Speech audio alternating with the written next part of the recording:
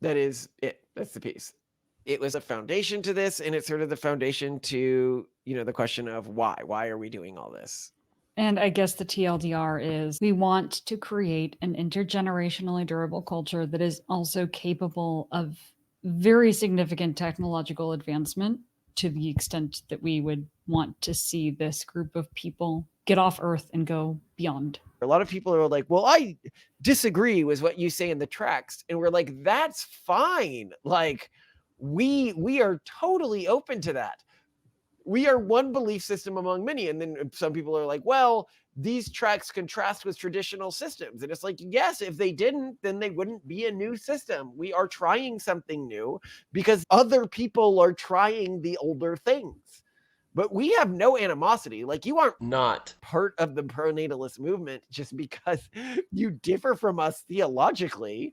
We believe that theological differences are a thing of existential value in terms of cultural solutions. Yeah. I mean, I guess a lot of it depends on how robust we're going to be able to make this. And well, I mean, I think the final question I have for you is you sort of got all this sprung on you. I've seen like the Girl Defined videos recently. One of their husbands came out as an atheist. no, wait, what? What? Oh my God. I've been doing way too much work and not enough fun. But when you married me, I mean, you married a staunch atheist. Would you like to know more? I cannot tell you how much I enjoy these conversations. This one's going to be very different from the others. It's Yes. a Tract 0, which means that it's not actually officially one of the tracks, but it's the thing that inspired the tracks, which is to say that Aporia Magazine, I was actually talking to one of our fans recently, and they hadn't been to Aporia Magazine, and so I was like, oh, you should really check it out. It's a great, like, if you like our channel, you're probably going to like what they're doing. And then I go to Aporia's website and I shared this with you, and our daughter was on the front page. Well, she's so cute. So did you see this? It's so here's an example of like a random first page. Elites are genetically different. How do different groups form? How to solve demographic collapse. 6 ideas to arrest fertility decline. Human biodiversity, a guide. And then embryo selection towards a healthier society. And that's the one that has our daughter on the cover. And I was just like, every one of those topics is something that one of our fans would love. So I can see how we have a big overlap. But anyway, so the guy who runs it reached out to me and he asked me about doing commissioning a piece for me on sort of our religious ideas and stuff like that, because we had talked about it a little bit on the show, but not really gone deep into it. And I go, yeah, sure. Like, why not? Like, let's do this. And I ended up getting way too into it and writing something way too long. So I broke it into like 10 different pieces, and that became the tracks. It's like the story of every book you write. Right? I think I'm going to go into something small, and then it ends up getting way too long. Yeah. But yeah, so the first of the tracks, the not Tract 1, but like the one that was actually the commission, which was like the justification for writing all the others, became published in their magazine. And that's what I'm going to read as sort of Tract 0. And it is a summary a lot of our other ideas that people might be familiar with or something like that. So it's not going to have a ton of new stuff in it, but it is a very good summary of ideas that we cover all the time, but in a lot more detail and with a lot more data. And it's a piece that I've referenced in several episodes. So obviously I see it as sort of like a foundational, like, if you want to see why we're doing X, or you want to see why we think Y, check this out. And with the tracks more broadly, what I'm really doing is just reading things I've taken the time to write, which means that I've put a lot more thought into them than what normally goes on in a podcast. If you're reading one of our books, this is something that we have read over, at least like 20 times. And same with every one of the tracks, and same with this sort of stuff. So very different in terms of quality of what you're getting anywhere else. So the piece is called Reversing the Fertility Collapse. You can't buy fertility, and imposing values through government fiat doesn't work. New and fortified religions are the only realistic solution. Our podcast, Base Camp, focuses on the topics of sex, politics, genetics, and religion. The first 3 are understandable obsessions for the leaders of the pronatalist movement, but the last often perplexes newcomers. Religion? This confusion is amplified when they ask why we haven't written a book on pronatalism and realistic solutions to falling fertility rates. And we point out that we have, and it's titled The Pragmatist Guide to Crafting Religion. The great thing about being an American and experiencing the problem of crashing fertility rates is that most of the developed world is further along the path to demographic collapse than we are, which allows us to see what has and hasn't worked. The quote unquote obvious solutions to falling fertility rates simply don't work. You can't buy fertility. Hungary spent 5% of its GDP attempting to do this one year and only rose fertility rates by 1.6%, a laughable figure in a world where rates are falling annually by double-digit percentages in dozens of countries. What's more, if you line up all the studies looking at whether financial incentives boost fertility rates, you see a clear association between the proposed effect size and the margin of error. Is there some amount we could pay people to get them to have kids? Of course. Is there an amount a government would be able to pay, i.e., something that Congress would pass, that would make a significant difference? The answer is no. Anyone telling you otherwise is either not familiar with the data or is lying to you in an effort to promote some other agenda. I mean, we've talked about this extensively. I agree. It is just what apparently the data shows. Is just one of the things that whenever you look at it, it doesn't work. You cannot buy high fertility rates. And it makes sense when you think about it, right? Suppose somebody was like, I will pay you like a large amount, like $50,000 to have kids, right? But then that amount isn't like that big when you think about the costs that you're undergoing. It's a permanent change in your life. I mean, it's almost as serious a change as like, I'll pay you $50,000 to get a gender transition. Like, would you do that? Like, you can't go on trips as easily anymore. Sorry, I'm not talking about gender transition. I'm talking about kids. You can't go on trips as easily anymore. You can't, you are committing to something that you can't easily back out of. It makes sense that it's not something that you can just pay people around. You need to enable lifestyle changes and change the way they see kids. So this is all stuff we've talked about before, but it's good to have it all in one place, I think. Yes. Shifting the culture is the obvious way to save our species from self-induced extinguishing of our most productive members. Yet, actually doing so is not entirely straightforward. One's first intuition when observing conservative religious populations have more children within countries is to assume that imposing their belief on the population level is the solution. But then one sees the more conservative a country's average citizen, the lower its fertility rate, as Arya Babu has shown. Imposing conservative values through government fiat does not appear to work and may even be counterproductive. The failure of universal conservative values to sustainably raise birth rates is likely driven by the same process that leads to native ethnic groups having higher fertility rates in ethnically and culturally diverse countries than in ethnostates or monocultures when controlling for prosperity. That's right. An ethnic group that seeks to counteract low fertility by restricting immigration is actually speeding up its extinction. The reason for this, I suspect, is that high fertility requires not just a strong religiously infused culture, but one whose members feel like a threatened minority that is starkly different from its neighbors. This would explain the perplexingly high Jewish-Israeli fertility rates. I suspect there are two major forces at play. The first is just common sense. If you have daily reminders that people who look, act, and think like you might be quote-unquote replaced, that is a strong motivation to have kids. In a country like South Korea, where I used to live, almost everyone you see and interact with shares your culture and ethnicity, so there is no daily feeling of existential threat. Think of it like a fertility cultural version of the bystander effect. By the way, Simone, you're familiar with the bystander effect? Where people don't take action when they are in a large group. Yeah, the famous thing is like somebody's Someone like being murdered in the injured, they have street and like an people just kind of experiment. sitting around being like, someone ought to do something. Yeah, someone else is probably doing something about this. And Yeah. some people have said that it's been debunked or not properly replicated, just so Yeah, people that's know. where I'd left off with that. I don't think it generally. has. I mean, because it's just intuitive to me. If I'm walking down a street in Manhattan versus walking down a street in a small neighborhood and I see somebody who looks like they're injured up against the side of a building, I'm going to do something in a small neighborhood and not Manhattan. Like, Actually, yeah, that's true because remember when we walked by that Wall Street bro who was like face down on the ground in that park in oh yeah, the in financial Manhattan. district? What, are we We actually were like, like? wow, he looks pretty fucked up. And then we just kept walking. Oh God. Anyway, Yeah. Simone, you were the worst. Me too. You We did just it didn't want to too. deal with it. Somebody We're was going both to do the something. worst. Yeah. No, he just looked very drunk, but we could The have done second something. force The second force at play is more subtle. When a government imposes a culture's value system, the forces of intergenerational cultural evolution that made the culture strong in the first place begin to atrophy. If a person lived their life in a mech suit which moved their body for them, all their muscles would eventually atrophy. Cultures that maintained prohibitions on porn had more intermarital sex and thus more children. Yet, they also taught self control, which strengthens the inhibitory pathways in the prefrontal cortex. So, when a country does something like ban porn outright, as South Korea has done, then consuming porn is no longer a personal choice where one affirms one's cultural traditions. It is simply the law of the land.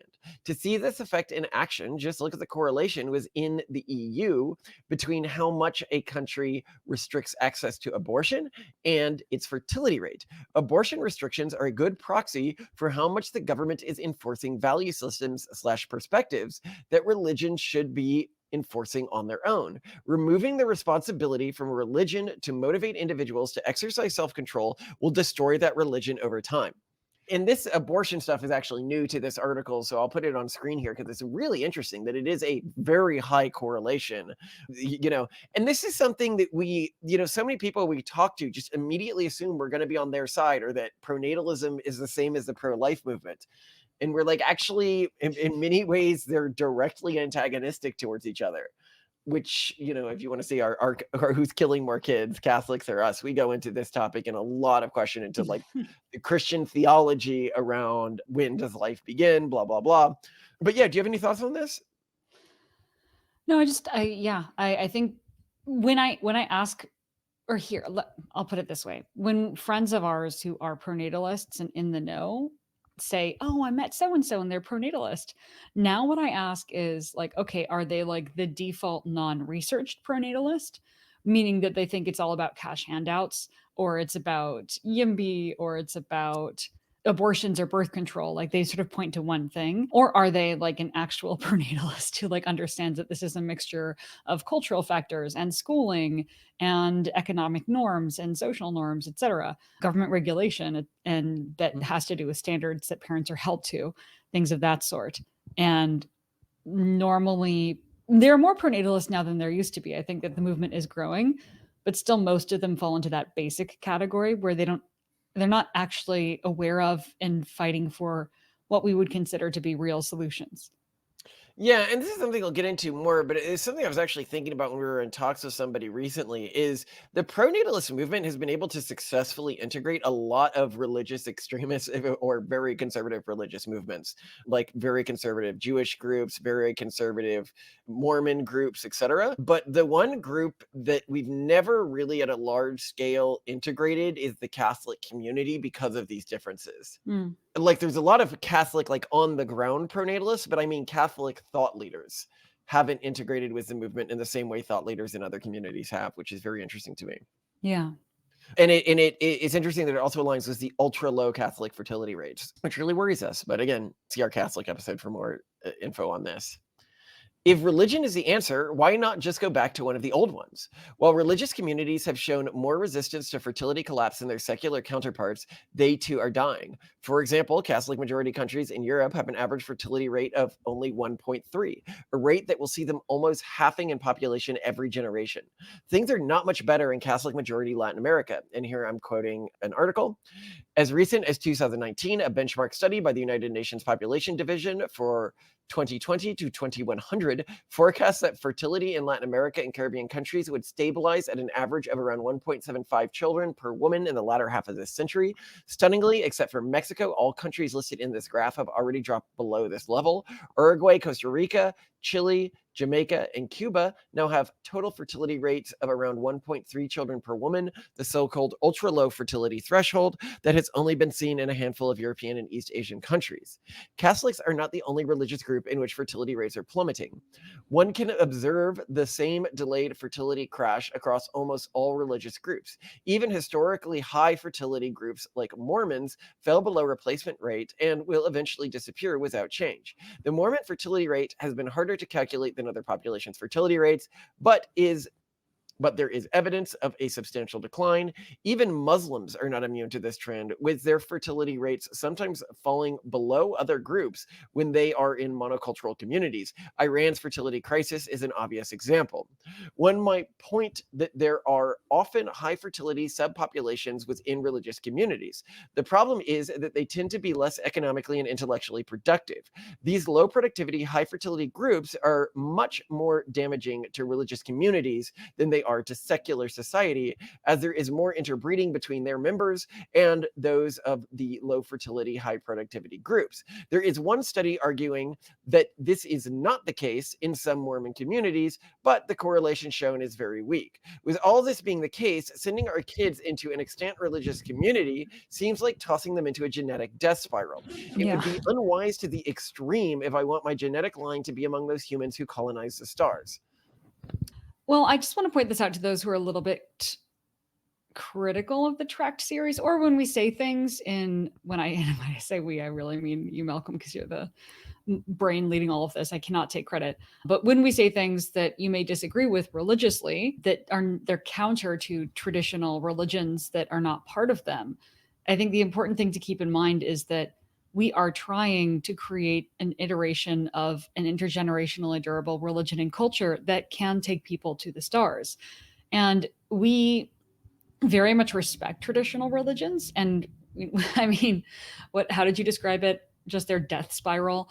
We do actually want our kids to have as a backup traditional religion. If ours doesn't work out, we want our kids to know that that's the next place they turn, not the urban monoculture.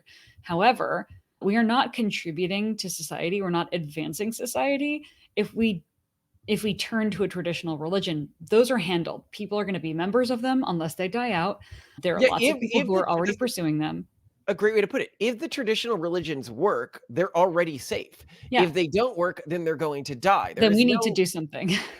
advantage to us in moving back to them. But in general, I do feel that many of them are dying. And it is one of the things I noticed recently that was really interesting is the fertility rate of a religion is also often inversely correlated with when it was founded or differentiated from its parent religious system.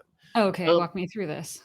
so you look at some of the oldest religions in the world right now, like what's the oldest, like probably extant religious in the world? You're looking at two religious groups. You're looking at the Zoroastrians, who Mhm. became the Parsi. They have a desperately low fertility rate. Hmm. And then you're looking at the Hindi, who also have a Yeah. desperately low fertility rate. Then you're looking at other really old religious systems. Well, you're looking at Buddhism, desperately low fertility rate. Okay, you Gosh. look at slightly newer systems. You've got systems like early Christian groups, like Catholics and the Orthodox community, but they're much, much lower than other Christian communities. They're the lowest of all Christian conservative communities, with Orthodox majority countries having fertility rates of like 1.2, 1.3 on average, and Catholics being around 1.3. Then you look at later break-off communities like the Protestants and the Muslims, and they have much higher fertility rates. Yeah. The only community that really bucks this is the Jewish community, and that's only if you don't consider modern Orthodox Judaism a new religion. Which you would argue actually would count as kind of a Yeah, I significant argue that spin-off. it was really founded what we call ultra-Orthodox Judaism was really founded in the 1800s and is the Mm. newest of all of the major religious communities in the world, which is one of the things that causes a lot of our friction with Jewish communities is they're like, "You guys seem to really like Jewish teachings and scripture." And we're like, "Yeah, we do." And then they're like, "Well, then come join our Hasidic community." And I'm like, "I don't really consider Hasidics ancestrally Jewish." I like them, like, they're great. They're Well, now many of obvious. them genetically are ancestrally. Well, they're Most of them. genetically, which is why they've sort of been able to skirt under the radar within the Jewish world. By that, what I mean is in the traditional ancestral Jewish communities framework, if somebody is matrilineally Jewish and holds to the Jewish like Sabbath and a few other major traditions, then they are Jewish. Like you cannot impede their Jewishness, which means even if they have adopted like an entirely new set of teachings and an entirely new conception of God, they can't be called by members within the Jewish community as distinctly non Jewish. Yet, to me, as somebody who's studying the evolution of religious traditions, I don't need to look at this through the Jewish lens. And because of that, it is much more useful to consider the Hasidic movement an entirely new and distinct religious movement. If I'm creating a taxonomy of religious traditions and trying to understand how religious traditions interact with each other, how religious practices relate to fertility rates, how religious traditions transfer themselves between generations, or how religious practices and beliefs about God relate to a religious tradition's industrial and scientific output. In the same way that I would consider something like Mormons not meaningfully a Christian group, but an entirely new Abrahamic branch. Even though that concept would be offensive to Mormons, they are different enough from other Christian groups that if you're studying the history of religious traditions, you need to consider them taxonomically separate to fully appreciate how their differences impact their community. When I look at the Hasidic community today, they're very similar to, and I might need to look this up if I'm remembering it wrong. I want to say Nazarenes. community, which was a group of the followers of Christ who considered themselves fully Jewish not long after Christ died, but they were practicing forms of Judaism that were much more focused on sort of populism and actually have a lot in common with modern day Hasidic movement and people. In fact, I would argue that the Nazarenes had more in common with the modern Hasidic movement than the modern Hasidic movement does to traditional Jewish religious practices and conceptions of God. And I think that the only reason that they really died out is because the non-Jewish Christian movement got so big. And that if you look at the Jewish community today, if these pop Kabbalah, I'll call it, got really big, which it could. I mean, it is a growing movement right now. This is like non-Jewish Kabbalism. It might get so big that the Hasidic movement will just, in the same way that the Nazarenes died out, look very obviously non-Jewish to people. But right now, because there isn't a big, large non-Jewish contingent. If people want more of a deep dive on this topic, I could potentially do one, but it's something that I hesitate on as I fear that it could drive anti-Semitic sentiments, and that's really not my goal in pointing this out. It's more of someone who's just a real nerd about religious history and likes getting into the nuances of the very Abrahamic faith traditions. But it's something that I think that, intuitively, if you're being honest and you're looking at the Hasidic tradition and you're looking at its origin, you would see that while it is Jewish by Jewish standards, if an outsider was looking at it, they'd be like, yes, but both your practices and conceptions of God are radically different from Jewish conceptions of God before the Hasidic movement, and therefore it is, in the eyes of like Christianity, for example, a new sect that is more different than, say, Catholics are from Protestants. But Judaism doesn't really allow for sects in the way that Christian groups allow for sect differences, meaning that it is offensive to point out that their conception of God is quite radically different from earlier Jewish conceptions of God.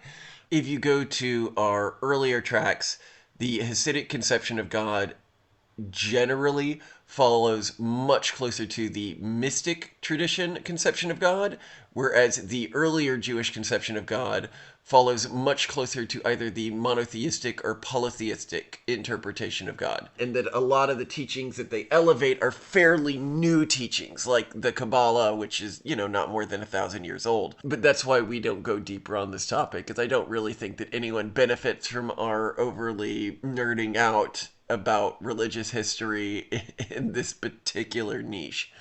And the Hasidic community takes a lot of pride in the antiquity of their religious tradition, and pointing out that it doesn't actually have that much antiquity is sort of like when you point out to a Chinese person and they're like, our culture is so old and has so much history, and you're like, well, not really. You sort of did a cultural reset during the Cultural Revolution, and you don't have that many strong connections to your earlier traditions. And that's considered very offensive to say to a Chinese person, even if it's obviously and objectively true.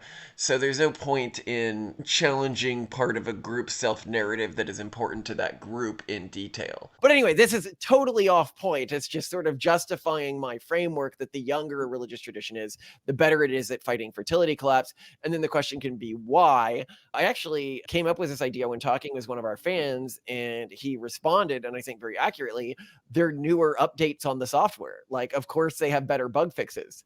Yeah. Um, Well, but then the larger point I'm making is we admire that. And the reason why we are bothering to do something different and choosing to try something different is that we are able to contribute some marginal additional roll of the dice for civilization Mhm. that we would not be contributing were we to join an extant religion.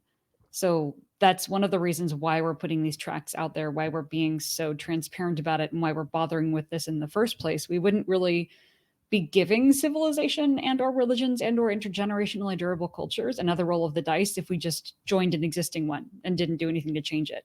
But those who tried to make new religions or to do spin-offs of existing religions like what you just described to make them intergenerationally durable or capable of interstellar travel, Mhm. then you are adding a marginal additional chance or roll of the dice for that religion and for humanity in general. Mhm. Oh, and this is something I should also mention. If you look at the very highest fertility communities, you don't just have the Jews, you also got the Amish. The Amish are actually a fairly young religion as well, Yeah. which I think a lot of people don't know. There's another really new Christian community that's similar to the Amish. I'll have to find their name Really? and I'll edit in editing, but they're really interesting and they're Oh. ultra high fertility. They're like Amish, they're completely collectivist communities and completely communist in the way they structure their communities, but they are not as banning of technology. So they're much more strict about their internal communism. And I think they're a form of Anabaptist, but they're much less strict in their technology banning. Oh, Um, interesting. The group I am thinking of is called the Bruderhof, and they would not agree with my framing them as communist. But that is the word that best describes their lifestyle to your average individual. I showed it to my wife, Roxanne, and she said, yeah, that's a stupid title. So I changed it. Yeah, I guess we are Americans, so we don't like being told We don't like being told what the what to remedy do. is. I took issue with the word communism in the Christian context because I think communism directly implies a political construct. And as Christians, how we live out our faith cannot be political at all, because I don't think Jesus's commands were political. And ultimately, living in community is not about how it's constructed. It's about trying to be true to Jesus's teachings and commands.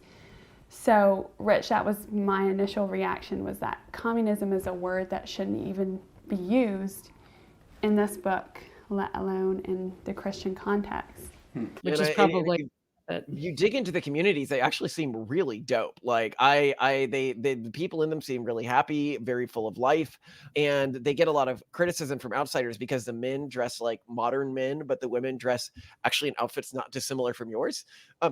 And a lot of people look at that and they're like, why are women forced to dress this way? And I've seen interviews with the women and they're like, well, if you're trying to be as inexpensive as possible and you use sturdy clothes, this is actually practical, which is funny that we have convergently come to the same answer, that I dress like a much more modern man and you dress like a historic woman. And a lot of people are surprised by that, but it's because a lot of women's fashion is really disposable. non-utility based.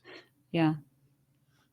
Anyway, it should come as no surprise that throwing out all one's ancestral traditions with which one's ancestors evolved, will have voluminous deleterious effects on the individual.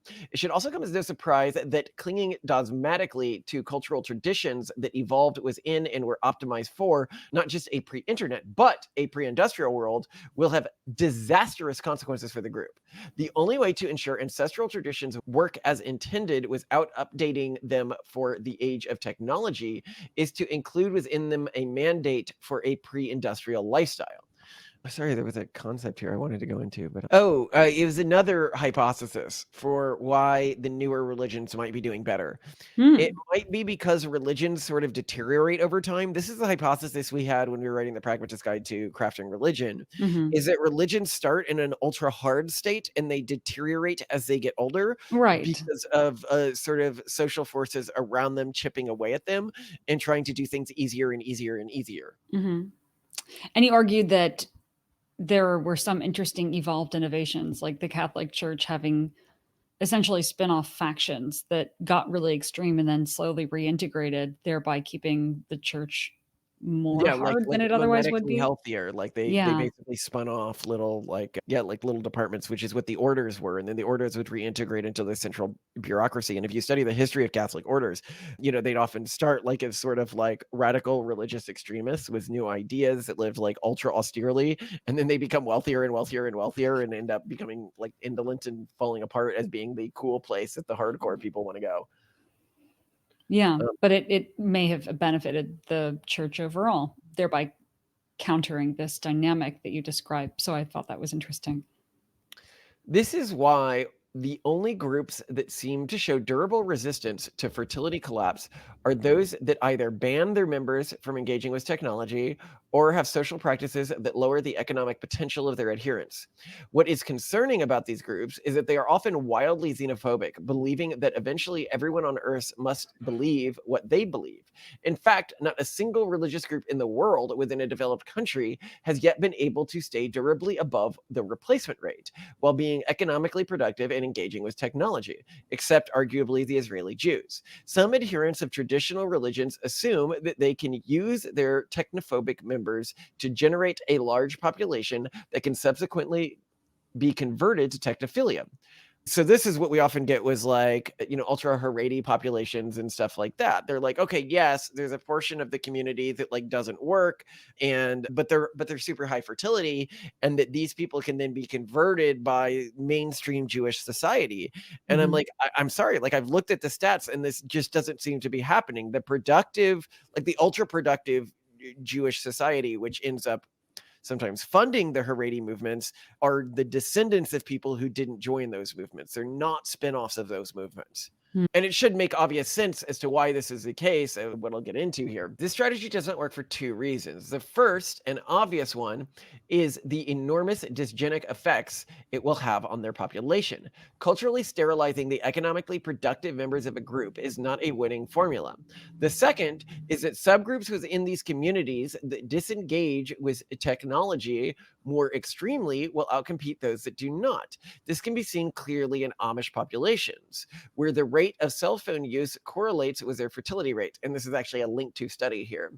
Through cultural evolution, the technophobic factions will eventually dominate the others, except for iterations that totally culturally and genetically isolate themselves. Now, this point is actually sometimes missed by people, or they don't fully understand like how severe a problem it is. So if it turns out that you can use technophobia to increase your fertility rates, that is fine. If what that caused was like you go through for some level of technophobia and then you get a big jump in fertility rates, right? Right. But But that's it's not that. It's not that. Yeah, it's not like if you reduce hours of screen time like by 20%, then you get a certain percentage increase. No, it is like that. You do get a certain percentage increase. No, I thought it was basically if you have access at all, that's when it starts to fall apart. If there's any access whatsoever. Well, no. So you get the most extreme responses at the extreme levels, but it is a linear increase. That's the problem. It's not a tiered increase. So if it was a tiered increase, there were optimums you could choose to strive for. So think of something like screen time, right? If it turned out that screen time had both a linear and somewhat logarithmic or exponential effect on something like IQ, then you would, then cultural groups that always had zero screen time, this is a bad example. Okay, screen time doesn't really work for this. I have to do just technological access. So technological access, if it had a tiered impact, there would be optimums you could strive for. By that, what I mean is you could say, well, we'll engage with some level of technology, like we'll still have cell phones, we'll still have computers, but we'll limit access to them or something like that, right? Like what the Mennonite groups do and some Amish populations do. The problem is this doesn't work. If you have some access to this technology and you limit access to it, in some portions of your group just completely ban access, they're going to outbreed the portions that just limit access at like a factor of 3. It's not like a small factor. It's an exponential effect within these communities, and you can clearly see this from the statistics. Well, this creates a big problem if what you're expecting is that you're going to get spin-off from the extreme technophobic groups. You're like, okay, well, then some of the technophobic groups' kids will be of this like moderately technologically engaged community. So consider something like Amish, right? Or the Mennonite community, right? So you'll have some people who are born into these ultra Amish families, but who then grow up, but then use cell phones, but still consider themselves Anabaptists, right? And they're more economically productive than the individuals who don't, right? And economically and technologically productive. When I say economically productive, I mean they contribute more to the global economy. Like they're able to engage in industrialized farming, for example, and stuff like that. Right. Well, the problem is that if it turns out that always these groups that are more technologically engaged have dramatically lower fertility rates than the individuals who don't within these communities, then you're getting a genetic selection effect, which means intergenerationally, these groups are going to spit out fewer and fewer and fewer of these economically engaged individuals. And so genetically, these groups are going to go into a death spiral pretty much immediately. And this is a problem with not a death spiral in terms of like they're not going to go extinct, right? That's not what's going to happen to them, but they're certainly not going to become members of the spacefaring group of humanity. They're not going to join those populations that end up taking us to the stars and make up the vast majority of future humans. Well, they're very unlikely to have any sort of impact on society. They're very unlikely to run the government or administer services or really do anything aside from, at best, be some kind of contractor of larger, more technophilic forces that builds roads or does, executes on very, very small things, not under their own direction, though. Yeah, well, actually, I'd push back. They do Really? often end up running governments when they get to high enough population levels. And I think that if I'm going to get a little spicy here, this is one of the problems that Israel ran into, is that they started electing individuals from these communities that, have like extremely high unemployment and stuff like that when they were electing their ultra-Orthodox members to parliament. And that led to a collapse of their intelligence apparatuses. And not just like their intelligence was still partially working, but the government was too incompetent to listen to it. And that's what allowed these attacks to happen in Israel. This is like the mainstream interpretation if you don't assume that the attacks were, because it's insane that they could have missed these attacks coming. There was large scale movement in the country beforehand. You could say that maybe they intentionally let them happen because they wanted to go ahead with this.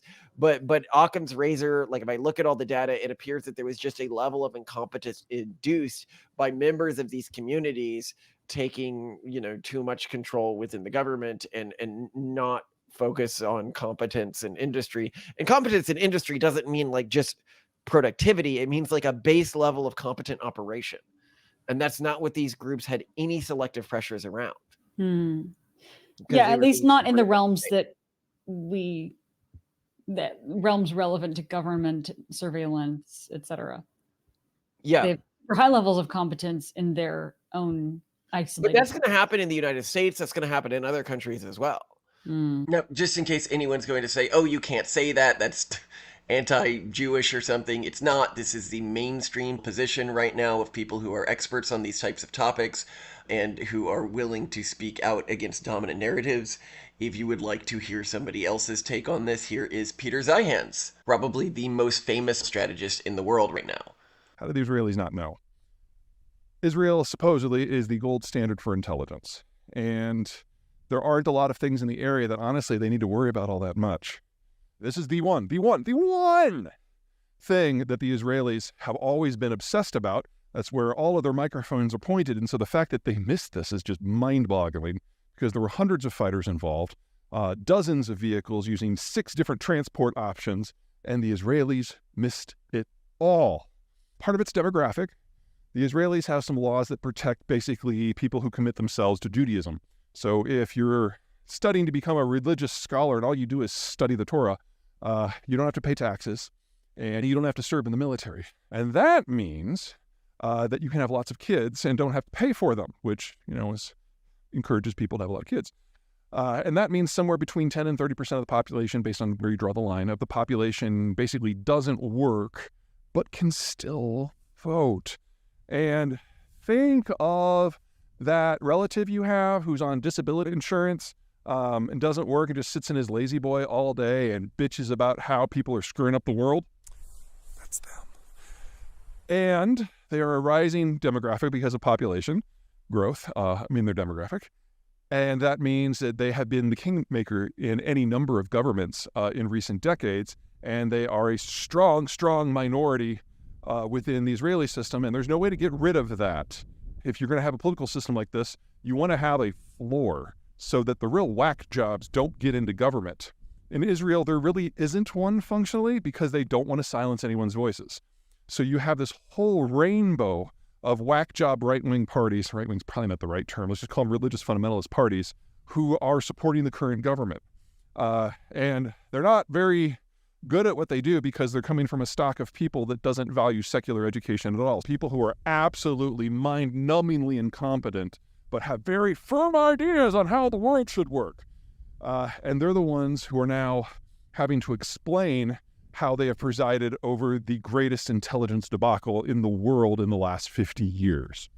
I mean, keep in mind, this is not just a problem within Israel. It's just that Israel is the first country to see the consequences of this because they, like Judaism more broadly, as we talk about, is one of the most advanced religions from a pronatalist sophistication standpoint. Yeah. It's better at resisting the virus, and it's better at spinning off these high fertility communities. So it makes sense that they sort of went through this or are going through this transition before other countries. But it is also the reason why, as much as we respect Judaism, we have some trepidation about, like, we use it as the backup religion for our kids, as we mentioned, like don't go to the urban monoculture if you don't believe what we believe, go to Judaism at least. But we're not choosing it as the first choice because there's definitely challenges that the Jewish community needs to overcome that I don't see a clear path for them to overcome right now. Well, and that our kids wouldn't be well positioned to help with. So yeah, because they'd be sort of newcomers in the community. Outsiders. So, yeah. Like if we had, if you are in one of these religions and you are on the inside, your time is better spent trying to future-proof that religion because you have the clout and the cred to be able to do so. Yeah. But as a convert, it makes no sense. Yeah. Right. When it's the same with something like Catholics. Like Catholics are like, oh, you have a lot of problems with the things we do. And I'm like, yeah, but I love Catholicism. It's cool. Like, look at all the I'm not out. I wouldn't have my kids join the faith, but I really respect the faith as a cultural system. And if you were born into it and if you associate with it, then work on improving it and building sons who can be, great preachers. Yeah, exactly. People often ask, why are you guys so obsessed with Israel and South Korea? And as sort of people who are running the pronatalist community, and the answer as to why we're so critically focused on these two communities is they showcase two different futures for human civilization, and they give us a hint of what works, what doesn't work, and what we need to prep for. In the case of South Korea, what we're looking at is what happens to the groups and the populations that just do nothing significant or that works to fight population collapse.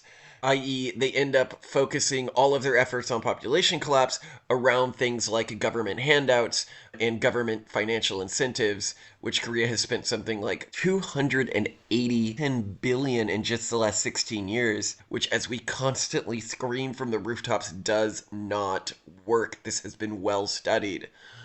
The other, Israel, they have largely, you could almost say, adopted the strategy that we plan to adopt ourselves, which is a fairly new religious movement that is highly resistant to fertility collapse and that otherwise works well alongside technologically productive population groups and is otherwise inclusive of those groups and in that sense pluralistic.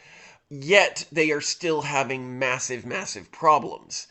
And they are the same problems that if we do everything right, and the countries and populations that do almost everything right are going to eventually be facing themselves.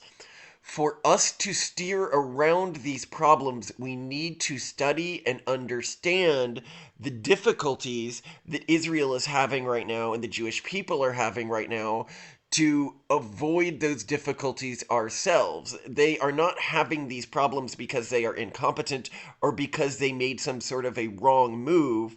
The problems that they are facing are the problems that anyone runs into when they play almost all of their cards exactly right. And that's why they're so critical, even more critical to understand than Korea, because they're what happens if we do it right. And the key thing that we sort of take away from it is you have to have very, very, very strict guards against mystical whirlpools, which is one of the things we talk about in Tract 3, and it's one of the reasons why we are so anti-mystic. And you need to have really strict guards against anyone who achieves a high level of religious influence, but is otherwise non-industrially productive, which is why, and I don't know if we've gone over this in any of the tracks yet, but we have strict prohibitions on preachers that use preaching as their primary source of income. You need to show that you can be industrially and scientifically efficacious before you can rise as a preacher. Otherwise, individuals who are able to spend all their time preaching are always going to outcompete within a religious hierarchy individuals who have to split their time, and it leads to these sort of incompetent spirals, which can cause huge problems. And I should point out, when I say incompetent spirals, I don't mean incompetent spirals from the perspective of like these people who reach these really high levels of status within Haredi communities. They are not stupid people. They are people who have focused their entire competence on sophistry their entire lives, because that was what was rewarded. It was in their communities, and that is what allowed them to achieve these positions of high status. But an extreme level of sophistication was in Sophic arguments, but no industrial specialization, no scientific specialization.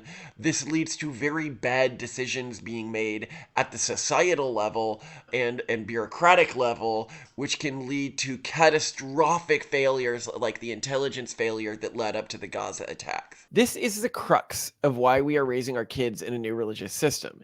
It is also why we encourage others to attempt to edit their pre-industrial systems with practices that will make them competitive in an age of AI and the internet. All religious traditions evolve. The drastic social and technological changes that pose new threats simply require that such evolution happens faster, which is actually what I was just saying. The genetic game we are playing is different from the one our ancestors played. Historically, if a group had cultural practices that led them to select for higher economic and technological productivity and breeding partners, males from that group would regularly outbreed with females from neighboring groups. This had the effect of reducing genetic differentiation between geographically adjacent groups. The advent of our near universally enforced child support system naturally leads to the genetic isolation of high earning technophilic groups with the capacity for self-control. Outbreeding is heavily punished by the state. This is something we've talked about in other videos, but it's worth understanding. Historically, if the wealthy elite in your society had some sort of eugenic effect, and by that what I mean they were selecting for IQ or productivity, males members from that community were able to breed with many of the surrounding females who were unfaithful to their husbands, which was actually quite common in a historic context.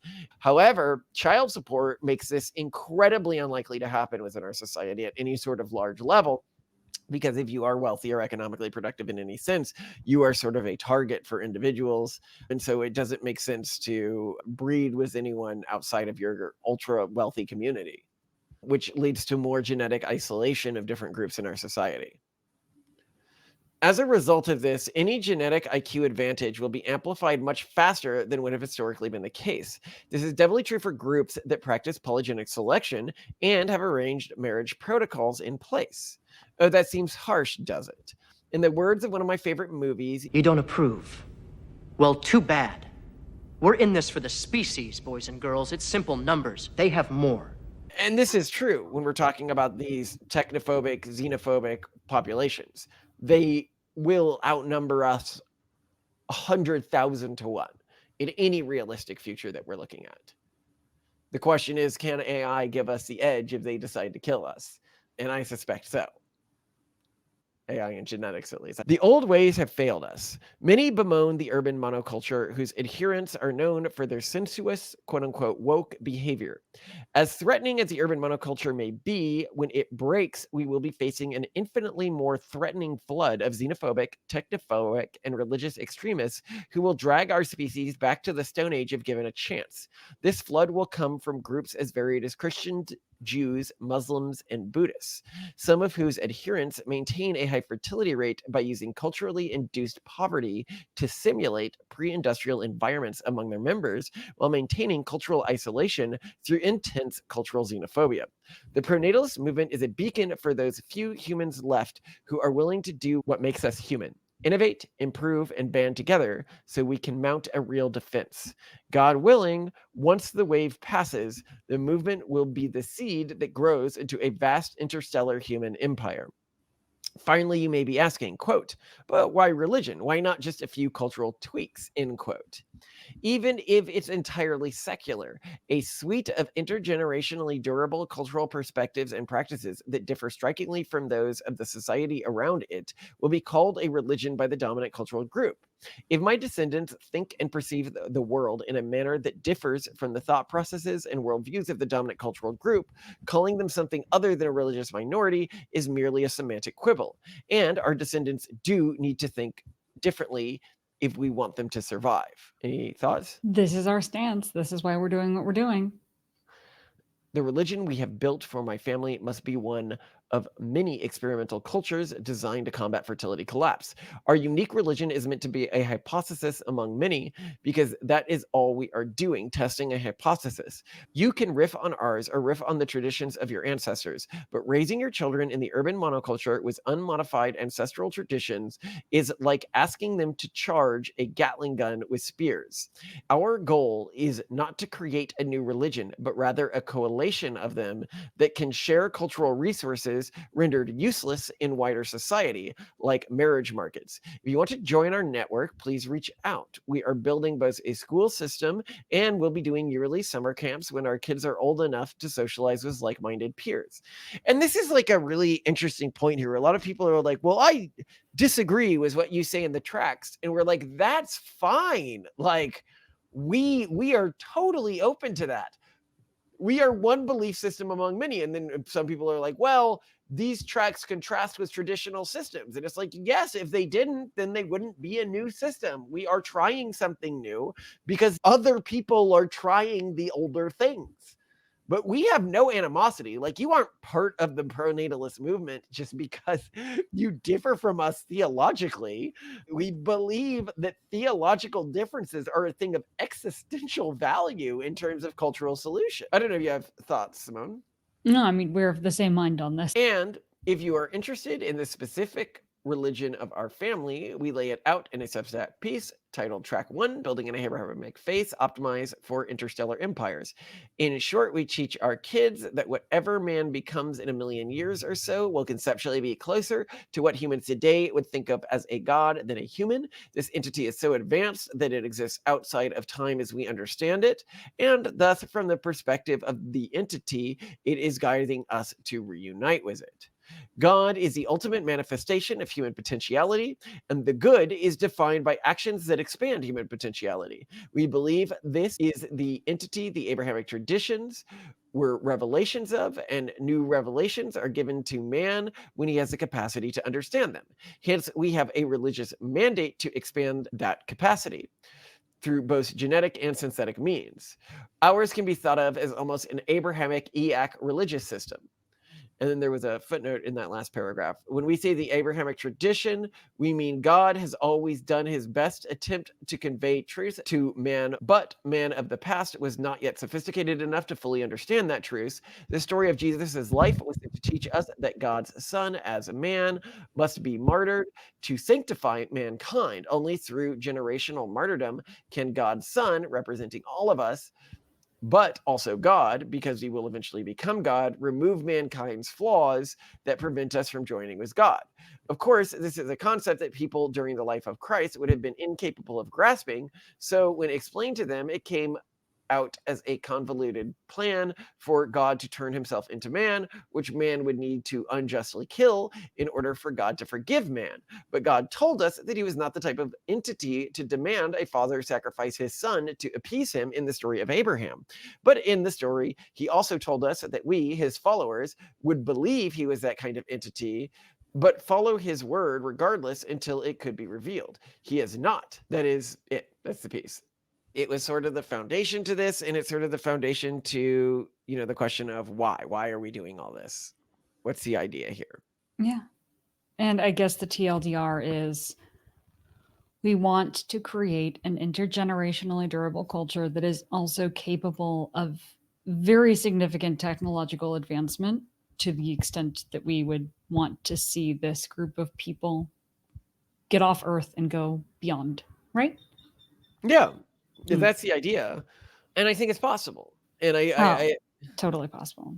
I think people see what we're doing as a fool's errand, and I really don't see it that way. I mean, I think the probability of this working out is a good 23%, which a lot of people are like, that's an insanely low. It's not an insanely low number. That's an insanely high number. That is extremely aggressive. So I think, yeah, Godspeed to us, please.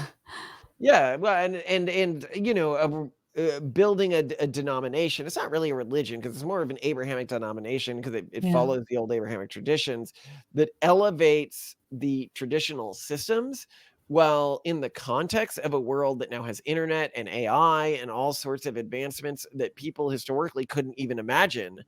I suspect it'll be a lot more robust than people imagine. Yeah. I mean, I guess a lot of it depends on how robust we're going to be able to make this. And well, I mean, I think the final question I have for you is you sort of got all this sprung on you. I've seen like the Girl Defined videos recently. One of their husbands came out as an atheist. No, wait, what? What? Oh my God. I've been doing way too much work and not enough fun. I cannot believe I missed out on that. Seriously? Yeah. Which one? I don't remember. The one who does the Bethany, I sex wanna say? courses? Her husband? The one No, who I think the other one. Oh, he was a little more off camera.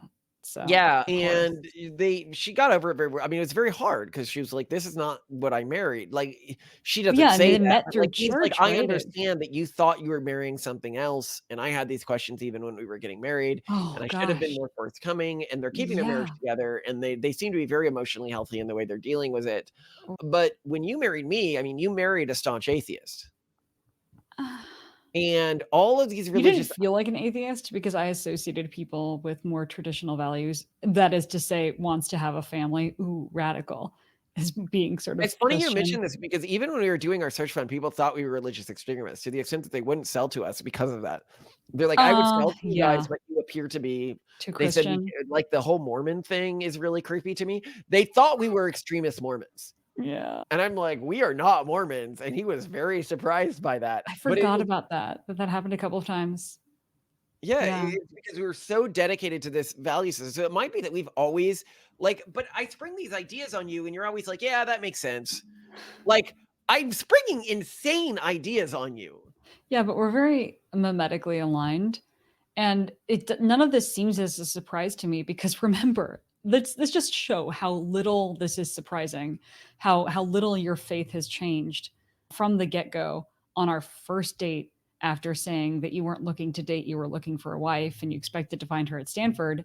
You proceeded to lay out your entire world philosophy and your goal for your life and for humankind, and it was to get humans off planet. It was to make sure that humans were still capable of innovating and iterating and doing more and overcoming themselves and going beyond the limits of our bodies, our minds, and the earth. And here you are now trying to create not just technology or systems for that, and certainly not just for our own family, but some kind of framework that can enable larger groups of people to do this. I think it's pretty cool. I think this is why we haven't had any conflict in regards to all this theology stuff is Okay.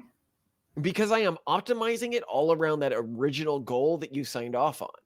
And when I come to the theological beliefs, I never come to them without saying, but this is also what's in the best interest of, humanity's flourishing. Yeah, And well, and everything we've done has always been like that. Our choice around children, jobs, extracurriculars, everything has been around that. So none of this is inconsistent or surprising. I could see someone's change of religion being inconsistent or surprising to someone when their core values appear to be changing, or their core belief structures, or their end goal for humanity or themselves, but nothing has changed for you. You're very consistent. So yeah, and this is none also of one this of is those a things flash where in the people are pan. like, "Oh, I'm afraid that you're going to spin off into crazy town when I watch these," and it's like, at He least was for me, Crazy Town.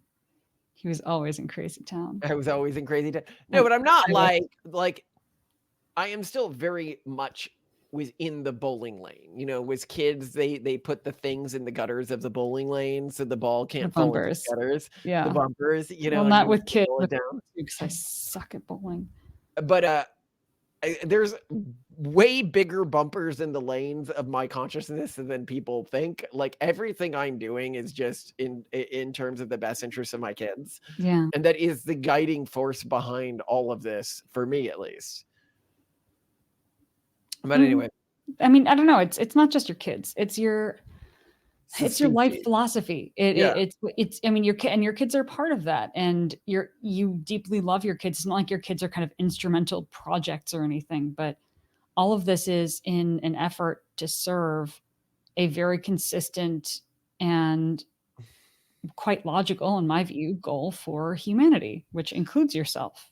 Well, I also think, you know, if people are afraid about things going off the rails here, one thing that really prevents that to some extent is even in the very earliest religious videos we've done on our family's religion, is the idea that it's sinful for anyone to take money for religious teachings. Yeah. So I can't be doing this for money, where I'd have to take a massively hypocritical position. And I'm certainly not doing this for sex, which a lot of cult leaders are doing. You know, this is Do you a cult. think they're actually doing it for sex, or do you think that that's just once they obtain power and become kind of corrupted by it, then they just start using it for sex? Yeah, well, I mean, I suppose they have some sort of an internal drive to want to do something, and then they can use their power and the fact that they're seen as some sort of denominational or religious leader to affirm their internal desires, which is really different from what we're doing. It's much more closer to someone like Spinoza using his religious teachings to become like a sex mania. Like it's not going to happen. Like it's comical in a religious in a historic context, or Maimonides, or like, you know, or John Calvin, you know, being like, oh, it was John Calvin, he's saying some pretty heretical things here, is he going to end up becoming a sex maniac? It's like, no, very clearly not. Yeah, I think we're okay. I think we're Anyway. okay. I love you to death, Simone. You are the perfect woman, and I am just so lucky to be married to you, given how understanding you are of my crazies. No, I'm the one who's lucky, and I love these conversations. I savor them, and I'm really glad that you are going for this, because people do think it's weird, and you're not getting any, you know, pat on the back for it. And in fact, it's a lot of work, us trying to work out holidays for our kids, us trying to work out how to best communicate things. And Well, I and taking really, positions that are sometimes antagonistic with communities that would otherwise accept us. yeah, which is, you know, tough, because you can, okay, we don't really feel a lot of desire to conform, but one can imagine how nice it might be to be To just be accepted and not accepted frozen by, out by people all the time. yes, So to just be like, oh no, just, you know, like with idolatry, just believe the parts of the Bible that you like, you know, yeah. ignore everything that conflicts with your traditions. Mhm, mhm, mhm, mhm. Anyway, I love you, Simone. I love you too.